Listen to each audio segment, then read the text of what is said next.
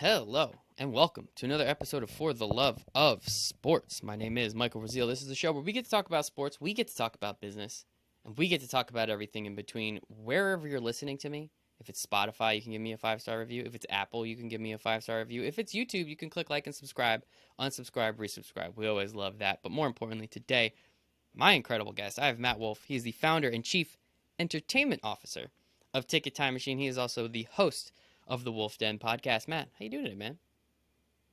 I am doing fantastic. Loving it. Fantastic. Loving it, loving life, loving everyone. That's what we're here to do, man. We're here to have a good time, right? We're here to have a good time. That's what you and I are going to do today. We're going to give the people what they want.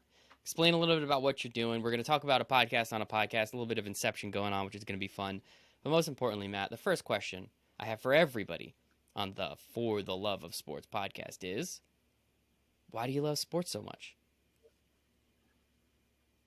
That's a do people have a good answer for that? I really don't know. I think sports was like it was ingrained in me growing up. When you're little, you play sports, and then I was just watching sports. I love I love the competition. I think is what I love about it. And then my love for sports has changed over the years dramatically. I think that's common for a lot of people. Like you're just saying, why aren't there so many great USA soccer players? We all played soccer. Even now, everyone as kids play soccer, and then we fall kind of out of love with soccer. But I used to be a much bigger professional sports fan, and now I'm a big college fan. If I had to choose one, it would only be college. So it's evolved, but I don't know if there's any one thing that really caught me onto it. Competition's a pretty big one, right? That's honestly that's one of the most common answers I get because then we can tie it into the business conversation too, right? There's a lot of competition in business. You're an entrepreneur. You're doing your thing. Obviously, a lot of stuff going on there. But I mean, I have to agree with you. The sports that I love have changed. The reasons why I love them has not. Like it's the competition. It's the beauty. It's why does anybody and no offense to anyone who does, but why would you ever watch an hour-long episode about the Kardashians when I can show you a college football game that will make you go bonkers for 3.5 hours? Like, I just don't understand it. That is what gets me going. Talking about it gets me excited. That is what I love. If I could sit in front of a TV and watch 12 hours of really high-level, fun football, that's my perfect day. That is not. I think the other thing is it's Yeah. live, right? I mean, there's no people do record. I recorded one time. I recorded a Gator game. I was at a concert. I get back and I'm watching it till 3 o'clock in the morning. It happens to be the Gators versus Kentucky, or was it Kentucky? I think it was Uh-oh. Kentucky. He got a concussion. He got injured and got a concussion. I'm like, I am never taping and watching a game again. Just I'll miss it if there's something I can't miss. But yeah, taping and watching, you got to turn your phone off. And so I think the live aspect of it in the moment, and it's lost. That opportunity for that game is lost. Not that there's not another one. There's a lot of them, but I think that's really what captures my love of sports And as it's that well. community, right? We're all watching it live at the exact same time. We're all reacting to it, right? That's why you love crowd shots because everyone is kind of individually doing the exact same thing at the same time, right? There's a huge goal, everyone goes nuts. Hits the crossbar. I've been watching a lot of hockey playoffs, obviously. Hits the crossbar, everyone, oh, and it's always just so fun. And then I always love when home teams lose because then you get all the saddest fans on planet Earth. And sometimes it's me, sometimes it's you, but man, do I love seeing that. That's always been an absolute blast for me. But now you have the 3 second delays where you could be in the same bar watching and it's a delay on this That's TV true. and a delay on that, or I'm talking to my friend who's maybe watching it on a different channel, and he sort of spoils what happened. I'm like, I gotta hang up. Like, you're spoiling it for me. That's awesome. Yeah, I love it, man. There's nothing like it. I mean, talking about live sports, tell me a little bit about Ticket Time Machine. I know you guys do stuff with tickets, so I assume that means concerts, sports. It means a lot of different things where I can enter a venue and I need something to get in. So I guess, yeah, tell me a little bit about Ticket Time Machine. We'll go from there. Yeah, so Ticket Time Machine is keeping the printed memory alive. We say ticket. What really is a ticket anymore with everything going digital? So I use that term loosely, but we do tickets, credentials, badges, lanyards, posters, magnets. You mentioned the hockey playoffs. Love This it. is a ticket we did for season ticket holders for the Florida Panthers and customized it with their section, row, and seat. And obviously, the season didn't end the way we would have hoped. would be something crazy if Tampa Bay can win three in a row. That's just My wife's insane. a Rangers fan, But so let's not even put that out there if you don't mind.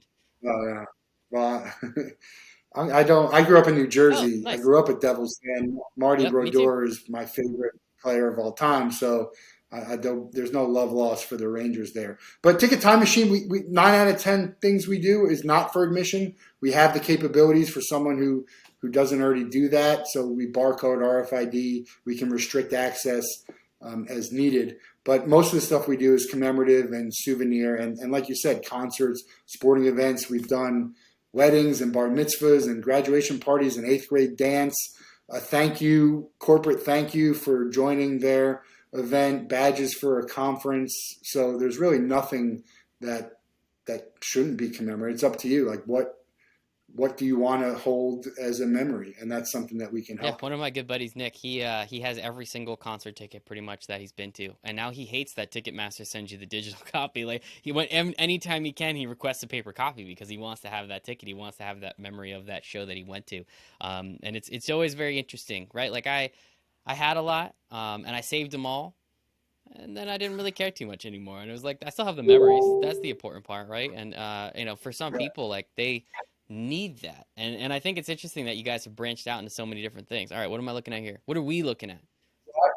I have books of events that I've been to, and I Love have a it. few of these books. These are concerts and games that I went to. And I wish I had more. There are probably some that I've been to that I don't have, whether it Yeah. got lost or it might be in boxes somewhere that I haven't touched in a while.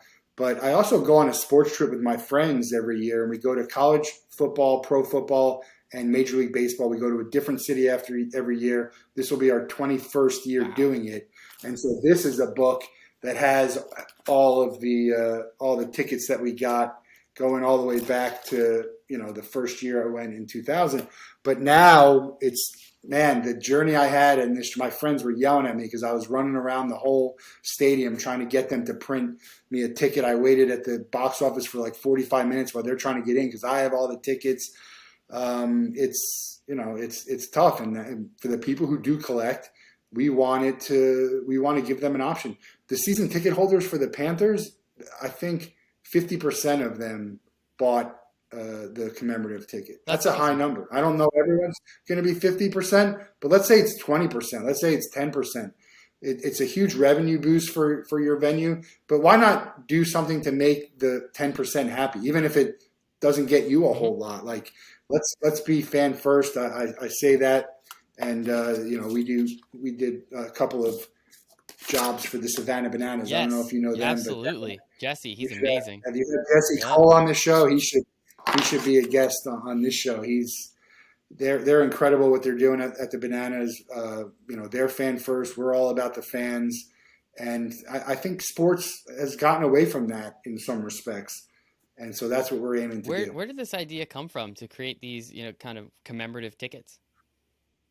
Yeah, it's on my website in the about me. The short version of the story is I used to work for a company called Worldwide Ticket Craft where we would print the actual ticket, so Hmm. like the old school tickets that you see.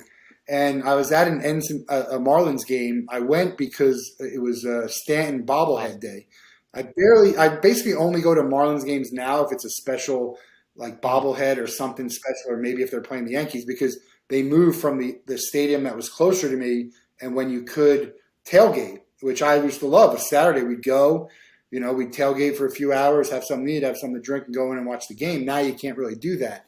So I went because it was Stanton bobblehead day, and Edinson Volquez throws a no hitter. Now it didn't even occur to me that I didn't have a printed ticket because we're so ingrained with the Oh digital no. ticketing. But they announced over the loudspeaker, "Hey, if you want a printed ticket, come to the box office." I said, "This is great." Of course, I went over there. I get up and I said, "Hey, can you print Edinson Volquez no hitter on it?" They said that they couldn't, and I know that they can, and so that's how Ticket Time Machine was born. And it's like anything, like all this stuff in business. A few points that I want to make here. One, you don't always have to reinvent the wheel. We are not the first people to be doing commemorative tickets. This is a commemorative ticket, and it actually says it on there from Sky the Dome. first game ever at the Sky Dome for the Blue Jays. So people have been doing commemorative tickets for a long time. I think they've been doing it wrong, and they've gotten away from it. That's the first thing. Like we don't always have to reinvent the wheel. And the second thing is find something that people don't want to do, not that they can't do. It's a lot easier to find stuff that people don't want to do than to find stuff that can't be done or that's never been done. So those are two key lessons that I've That learned. is awesome. Both of those are very important lessons, I think. The latter, especially understanding, especially for anyone an aspiring entrepreneur. You don't have to yeah, you don't have to reinvent the wheel. You don't have to create this company that is going to revolutionize the world.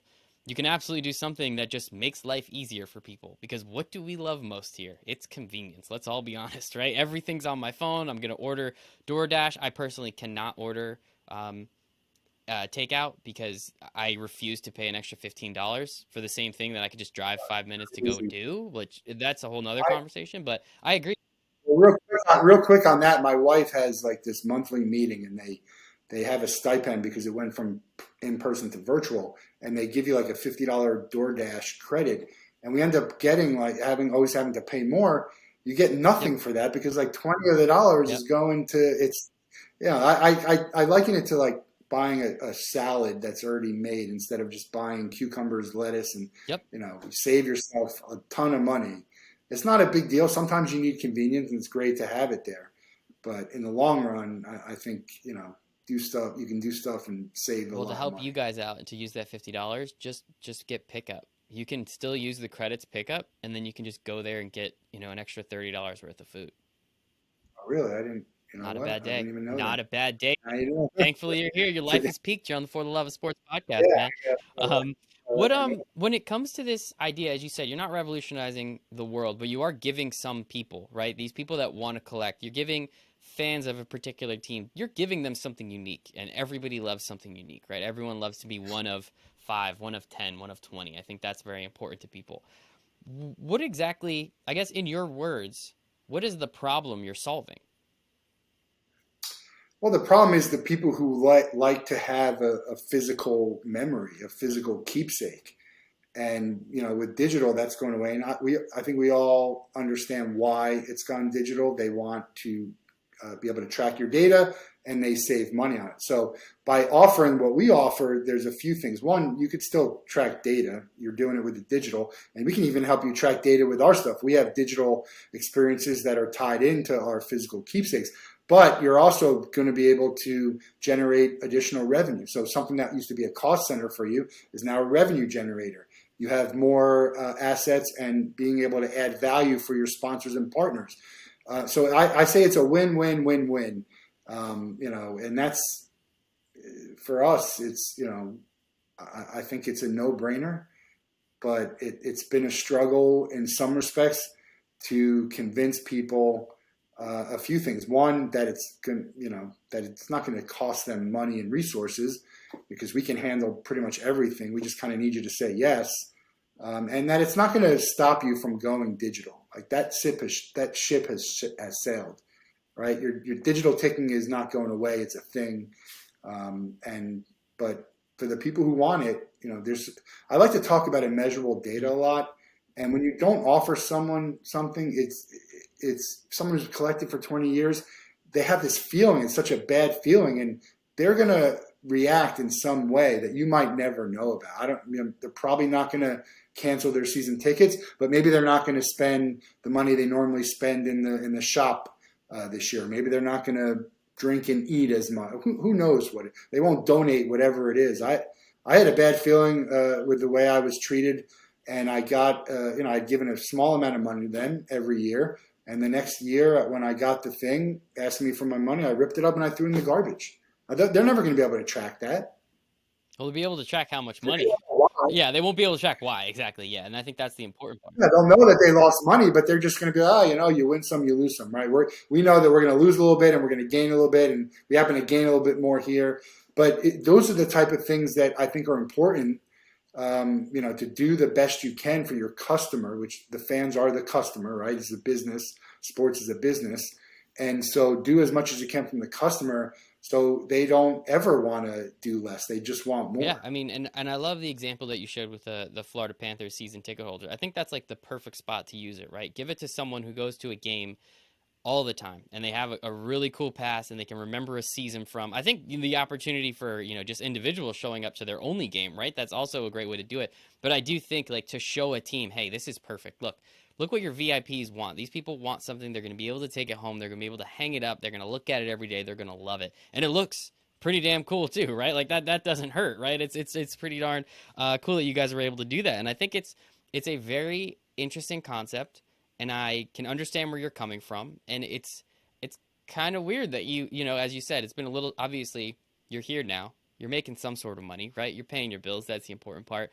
But it's surprising that it has been that much of a struggle because you're able to show again if there's little cost or resources attached to it and you can make customers happy, it's really not that big of an ask, right? Well, I mean, everything's Of course. relative, right? What someone thinks is a lot of money or a lot of time, and um, it's just there's probably a lot of reasons. The biggest reason why we're not the next hugest thing, and it's gone nuts, is not people not returning phone calls and texts. I mean, that's truly the one thing that's hindering us from really going gangbusters on this thing. And we've done, I think we've been fairly successful. I mean, we have, partnered with the Panthers and the Savannah Bananas, and we did something for Roger Dean Stadium Very cool. in Florida, and we did something for the Tyson Jones fight, and a couple of music festivals, Four Chord Music Festival. We do stuff. So, I mean, we're getting there, and we will get Absolutely. there. Yeah, we will get there, but I don't know. It's just hard. Everyone thinks that their stuff is worth more than it really is. Also, so when you start talking about time or assets for sports, and even now you got everyone like 10 different people with their hand in the cookie jar, and it's like, look, there's enough money for everyone to do well. But let's think about the fans. I want to give you another example. There's an organization that I go to a lot of their events, and they have merchandise every year. But the thing is, once that merch is done, Hmm. it's done. And one year, which happened to be the year I started, the two greatest things I've ever seen from them were the year before. And I said, "Hey, can we get this? I know there's other people want it. No, we don't order this. We don't value whatever." And I said, "Well, just put it out there. Let's just say, hey, who wants this? Right? Who wants it? Okay, this many people want it. This is what it's going to cost. Maybe it's going to be $50 for a shirt and $40 for a hat. That's fine. Let me know that's what it is. Let's see how many people want it." And that's again another thing that the Bananas do is they kind of try and let's see what if the fans Hmm. want it. And I think that's kind of what got me to be to work with them, because I had been talking to them for a while, and I just kept saying, look, you guys talk about how you love to just try things, and let's let the fans decide. And so let's let the fans decide, right? And they did, and they ordered, and then they ordered again. So and I don't know, this is not something they're actually selling. This is actually something they're giving as added Hmm. value to a VIP package. So they don't have to do that, right? It's money that's coming out of the package. But I think very quickly, if all you're thinking about is the bottom line, you're going to fail your customers. You don't have to tell me what kind of business it is. If all you're thinking about is, hey, this is going to cost us this, and we want to make this, and uh, it's gonna be an uphill climb for you. Absolutely. I couldn't agree more. I think that's the important part, right? You have to think about your consumers, think about the fans, right? Put them first. Might cost you an extra 3-4 bucks, but in the end, they're always gonna have that ticket. They're always gonna see it. They're always gonna have this memory, and they're gonna have a very visible reason to remember it and remember what they were there for and why they did it. You talk about how it's this physical aspect now, but I mean I have to bring up NFTs and the metaverse and cryptocurrency and whatever the hell all that stuff means. I think NFTs here actually is applicable, right? So how much have you guys potentially started to dive down this path? Because again, that's that digital, but at the same time, it's adjacent to what you guys are doing in some way, shape, or form. Yeah, adjacent, I think, would be a better way to explain it. We are a physical keepsake. We bridge the physical with digital. We have customizable and programmable QR codes. We have augmented reality experiences. We're actually about to print a physical animated card for an NFT company that's going to be at NFT NYC. Say Mhm. that 6 times fast. Uh, in a couple weeks, maybe next week. I think there's stuff that we can do to complement each other, but everything we do is physical. So, we're not really going to get into the NFT world. I don't own, I take that back. I've bought a few NFTs just because, and I also was giving some NFTs from the Super Bowl, the NFL, who was giving like an NFT or digital collectible, whatever you want to call it, which was pretty terrible. And then they it's not worth anything. There's nothing great looking about it. And then they actually ended up sending commemorative printed tickets to people, which I haven't figured out exactly what that was. So I don't get into crypto either, but that's not to say that people aren't making a lot of money. I think it feels sort of Ponzi scheme-ish, and MLM, and the people who got in early are going to be fine.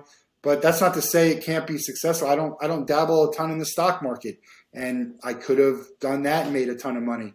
So there's just some things I'm not going to partake in, and they might do very well or not. It'd be interesting to see when the smoke clears about the NFT. I think there's going to be a lot of people holding stuff that's not worth much because there was no utility to it. And even if you have utility to the NFTs, like, do you need an NFT to do that? Yeah, no, We'll I see. agree. I think there's a time and a place for it, right? And I've talked to some very smart people, much smarter than I, who are all about it. And hey, that's fine. Like, I hope they make $1 million, right? I don't really totally understand. I understand it more than the next guy. But at the same time, I do see the, as you said, and as I said, the adjacent nature of it, the opportunity and the utility. I think that's the part people forget, right? If it's just a picture on your phone, you're paying how many dollars for a JPEG? Who the hell cares? Nobody cares about that. It's the actual contracts behind them. It's the utility behind them that could be interesting, and that's where it does make sense potentially for you guys to get involved. And it sounds like you're, as you said, you're already working with some of these companies in some way, shape, or form, right? The irony of you working for, with an NFT company, it's just that is just beautiful. But I think that there is an I, opportunity there, and people still like physical things. Just because everything's on our phone now doesn't mean I don't read a book from time to time that's not on my Kindle, right? yeah, there's no. I mean, the stuff you do digitally is supposed to be, like you mentioned before, something that's more convenient or easier.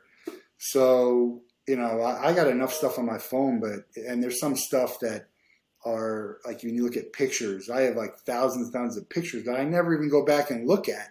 Even if you had it organized in like this app, which my friend actually has an app called Queso that helps you put together like your Mm-hmm. photos and organize them, you're still not going to that a lot. So, and I'm a big, I can't bring it over here, but I'm a big, I'm a fan art Mm-hmm. guy. I love it. I have my Mount Rushmore is over there. We can maybe send you some photos when you do that.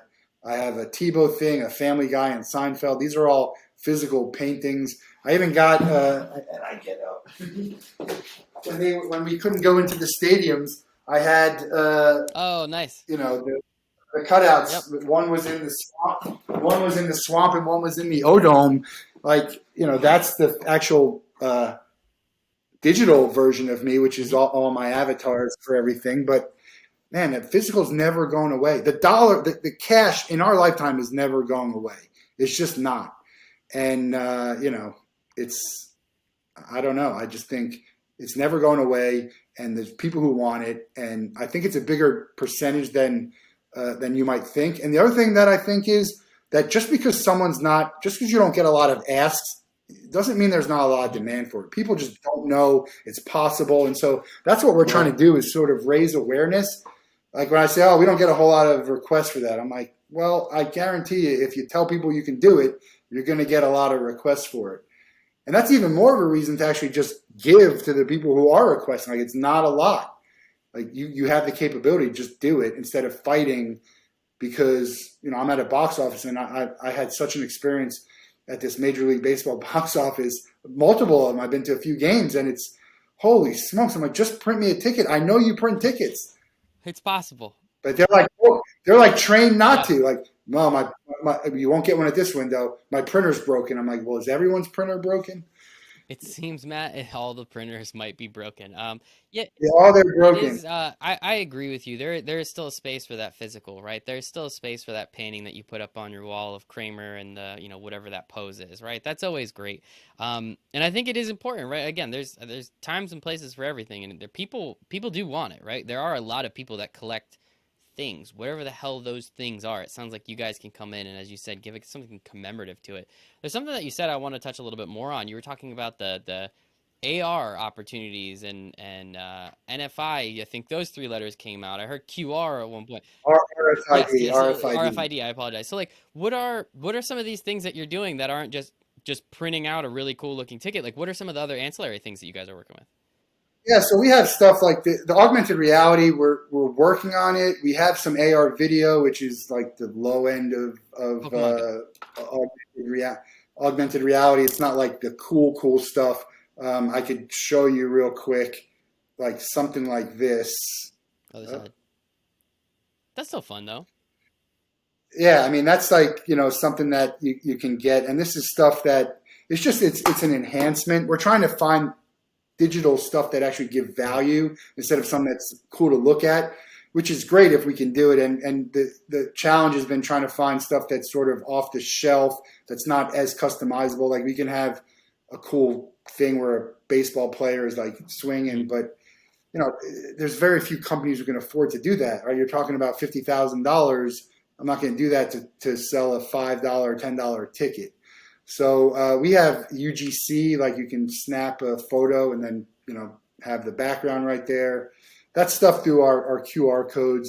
We're still working on that. We're partnering with some good Mm. companies. A company called Ringpin that we partnered with, and we're always looking to partner with other companies that can add value and a true partnership. When I say partnership is like my resources, your resources, and we put this out in the world and we share in the whatever comes back to In the us, whether glory. that's money. Yeah. In the glory. I love it. I think it's really interesting, right? Just giving people more utility, more value, as you've been saying. You got to give a lot of value. Ask for a lot back, but give a lot of value. I think that's the most important part, and people are really going to take advantage of it.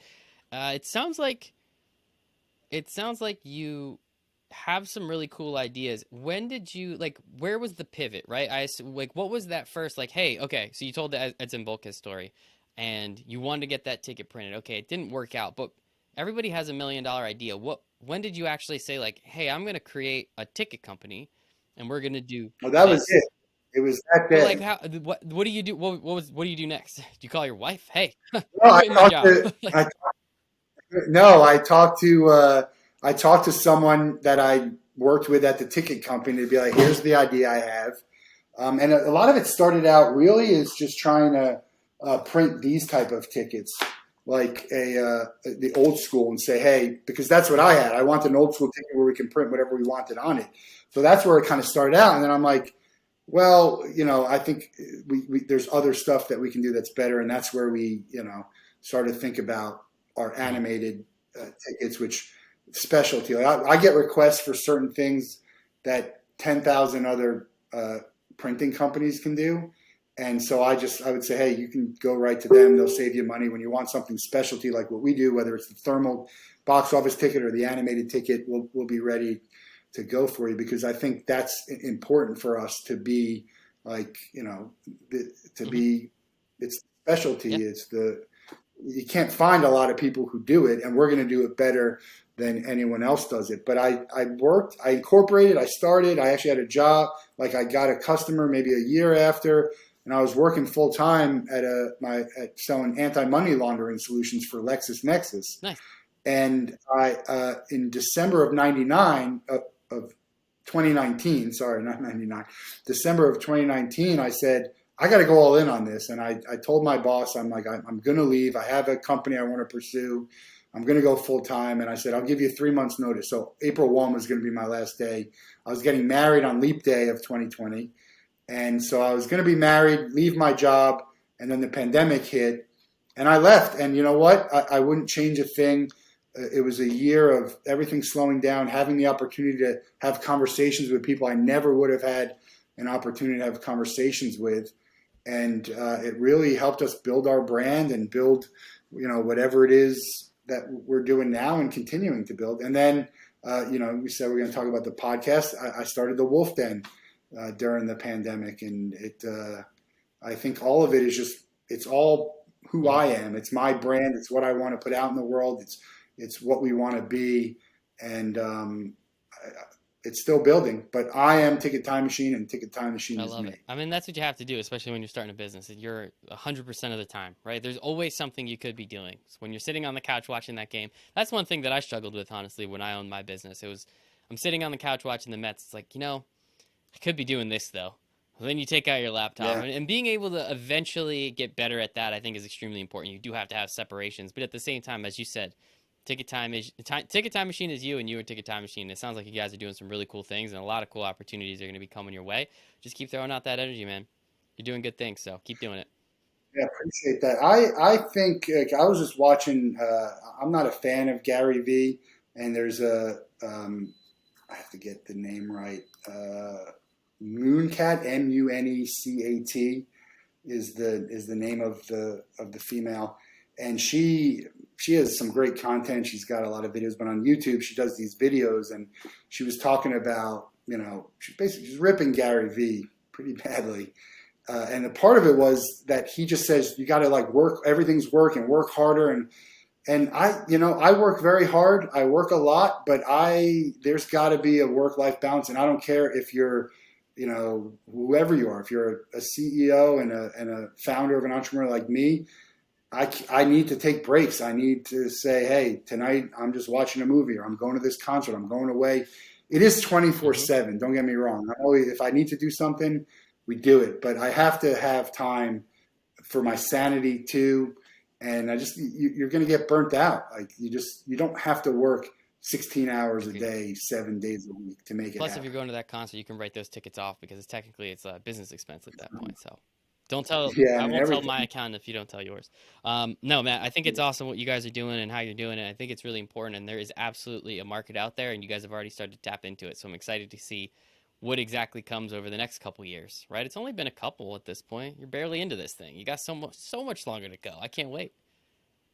Yeah, we say, I went all in 2 years ago, so That's that's okay. Yeah, really I don't mean to cut you a that's little kind short of there, it. but I had customers. I had a few customers before I went all in, so that was it. Yeah, we're just getting love it. started here. I mean, we haven't even hit the broach the tip of what we're going to be able to do with Ticket Time Machine. And that's, I talked about one of the obstacles. The biggest obstacle is not having permission to do any of this, right? So I have to have agreements Yeah. and partnerships, and I can get licensing, but I'm better off as a supplier. I do sponsor some things. We're going to be sponsoring the Ones Basketball Nice. League, which is Yeah. Tracy McGrady's new one-on-one league. Their championships in Vegas. We're going to print some cool credentials for them there. So we're going to be a sponsor for that. And so, but yeah, that, and even with the Wolff Den, we just had our 200th episode this week. 200 episodes, which Congrats, man. is someday, when I can clip like we talked about before, and actually get to market it, which I haven't done anything yet.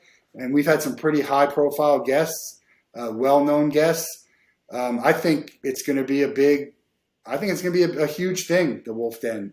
I really do. I believe that there's no reason why we can't have some sort of syndicated program on like an XM radio or I something like like the that. sound of that. Think bigger than that, man. Why you want to be on XM? Nobody listens to XM. Yeah, Spotify, there I you don't go. know, Nobody Joe listens to Rogan. XM anymore. I was on XM radio for a little bit. Nobody listens to XM radio.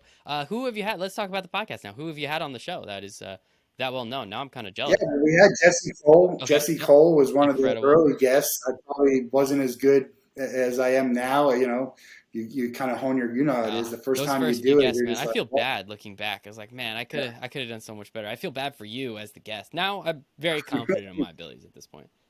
We're gonna have him back on again. We had Wayne Hoffman, who, if you watch one episode, he does his performance 3 times throughout my show. It'll blow your mind. I love magic. We've had comedians and authors and Olympians. Danny Werfel was on the Nice. show. Justin Guarini was on the show. Little Sweet from Dr. Pepper and Yep. Yep. Yep. American Idol. Yeah, a ton of people. John O'Leary, who's the greatest motivational speaker I've ever seen, and Brandon Steiner of Steiner Yep. Sports. Those are He's some awesome. sports we had professional athletes. Randy Grimes, ex player for Baylor, and he's actually going to be at the Fatherhood Festival next week.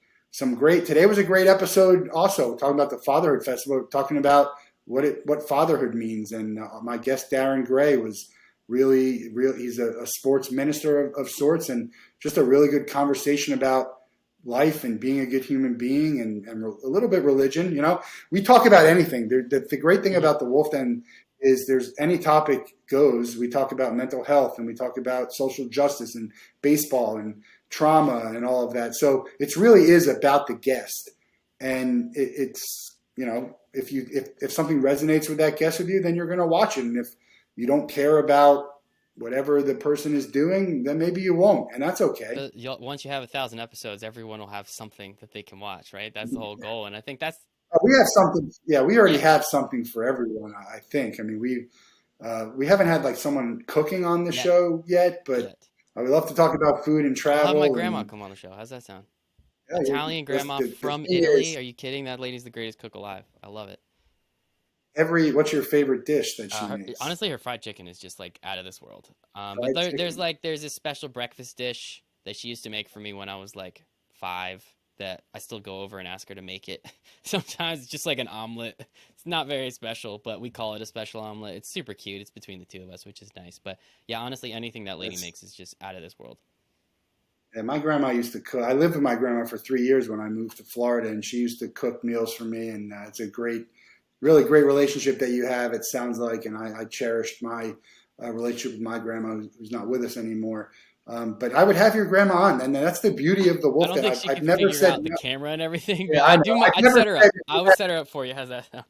we've had people who can't figure it out, but I've never said no to anyone. And out of 200 episodes, I can count on my hands the number of people that I wouldn't invite back. I'd love to keep going for new guests, and we've been able to, but that's pretty good to have. You know, what 5% of the people that you wouldn't have back, and 95 you would gladly have them back on. So I think we do a good job of getting people who have compelling stories. And I don't care who you are and how popular you are. I have people in my network who've never heard of Hmm. you. So coming in to talk to us is, I think, you know, probably better in some respects than going on a channel that everyone knows who you are and has probably heard everything you've said to them already. We try and ask the questions or have the conversation. It's not even an interview, just a conversation that is not. It goes deeper. It's not just your talking points, which I think is compelling conversations. What was the reason to start the show? What made you say, "Hey, I wanna do a podcast and I want to do it a lot." Everyone said I have to do LinkedIn Live, and I'm like, Nice. you know, I was trying to. I'm big on LinkedIn. I'm very active. A lot of content. Like, you got to do LinkedIn Live. So I was like, I'll try it. Andrew Haynes had a show, Free Agent Fridays, where he was bringing people on to try and help them find work back Hmm. in the day. And I said, well, how do you get to LinkedIn Live? You got to apply for it, and it's this whole big thing. And I finally got approved for it, and they say, well, you got to go a platform, right? Need a platform. You can't just go live on there like you can on Facebook or Instagram. So I know people use StreamYard. He did. I got it. I'm like, well, if I'm going to do StreamYard, why not just do a show? I'd rather just do a show than I'm not going to get on every day for 2 minutes and just Hmm. talk. Nobody wants to see that or hear that. So I started doing a show, and I did one a week, and then I did two a week, and then it was three a week or four a week, and then that's how we got to 200 pretty quickly. And then I'm like, I can't do four a week. It's way too much. So we tried to go down to two a week. So this year we're trying to do two a week, but this week I got four, and then like you know, I'm so we're trying to do about two. It gets goes, but I love it. Yep. I really enjoy having the conversations with people, and I hope that other people enjoy if they watch it and that they learn something, or that it moves them, or that it inspires them. Whatever it is, I hope it brings something like Jimmy V. Like it moves you to some emotion, Yep. and if it's just one person every show, that's fine.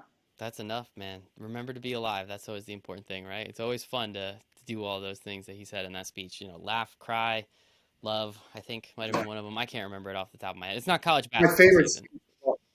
my favorite speech of all time, and I watch it. I watch it often. It just really, Yeah, man. What can you it's say about incredible, the and that's speech? why it rings true to so many people, so many days. And I think it's awesome. And I think what you're doing is awesome, man. Obviously, the podcast is cool. I love this as well. I'm the same way as you too. It's like I'm gonna do two a week. Well, but like 5 people just reached out, and that means I can't have that fifth person for another 3 weeks. I can just throw in on a Wednesday, like big deal. It's not, and yeah, now I do like three, four. You know, I usually I cap it at four. That's above that is too many. But then, like, if it's a really big guest, maybe I will do that fifth one. You know, it's like whatever. I love it. I'm gonna do it because I love it, and I'm just gonna keep doing it. And I try and do the same thing, man. I just want to have cool conversations with cool people, specifically in the world of sports, just around whatever they're doing. I think what you're doing, Matt, is pretty cool. So I appreciate it. Yeah, I appreciate that. I don't get a lot of people requesting to come on, but I do. So every once in a while, I get, hey, if you need any guests, I'm like, well, I don't need any guests, but if you'd like to Yeah, come on, I'm happy to have you on. Like, I don't yeah. need guests. I can find plenty of guests. And I actually had a very speaking of, I had a very famous basketball player, and I won't put any names, but I met him through someone else who's partners with him, and I said, hey, I'd love to have both of you on. One of them is coming on, the other one, the basketball players, and he's like $5,000. I'm like, I don't pay anyone to come on my show. Like as I said, I don't care who you are. I have people in my network who don't know who you are, Mhm. and meanwhile, you're not really going to be promoting your basketball. You're going to be promoting whatever you're working Yeah, on now, exactly. which almost nobody knows about. So, and I don't have a huge following, but again, regardless, whoever you are, the people on my network, they either don't know who you are or they don't know about what you're doing. So, take an hour out of your day to promote for you. I mean, look, you get a big guest, of course it Yeah, helps me, but if they don't promote it, it doesn't do me any good. So I've had a lot of people who just don't promote their show, and we didn't get a lot of views, and that's okay. I'm not in it for the views necessarily, but if you go to my YouTube, it archives great to see all the hmm great guests I've had, and like a year from now, you can go back and watch any of them. That's the a year beauty from of it. now and 10 years from now, man, I can't wait. It's gonna be some good Yeah. stuff, Matt. This has absolutely been fantastic. I really appreciate you coming on, talking a little about Ticket Time Machine, the business. You are the business. The business is you, right? As well. It sounds like the podcast is pretty up there on your goals and your list of priority. I would give that very much. So tell us give us the social medias, give us the website, give us everything. And for anybody listening, I'll make sure everything's in the show notes as well. Yeah, I am probably the most accessible person you'll ever meet in your Wow. life. I return every voicemail, You get email, voicemails? message, even the Who spam. gets voicemails? I'm everywhere. If you just Google Ticket Time Machine, you'll find us. My website, my email, LinkedIn, Twitter, Instagram, Facebook, on YouTube, the Ticket Time Machine, the Wolff Den. It's very easy to find. Or just look for commemorative tickets and souvenirs. If you Google commemorative tickets and souvenir tickets, we're right at the Love it. top with $0 spent on SEO. Nice. Good for you guys. That's not bad. That's not bad at all. Matt, this has been absolutely fantastic. Matt Wolff, founder, chief entertainment officer of Ticket Time Machine, host of the Wolff Den podcast. Matt, I appreciate your time. I appreciate everyone's time who's listening. It's the only thing we don't get more of, so thank you for giving me a little bit of yours. But other than that, everybody, hope you have a great rest of your day. Thank you. Yeah. Thanks a lot, Michael. Looking forward to having you on the Wolff Yes. Den as Can't well. wait, man. Can't wait. Little teaser for everybody. Hope they go watch it. Bye, everybody.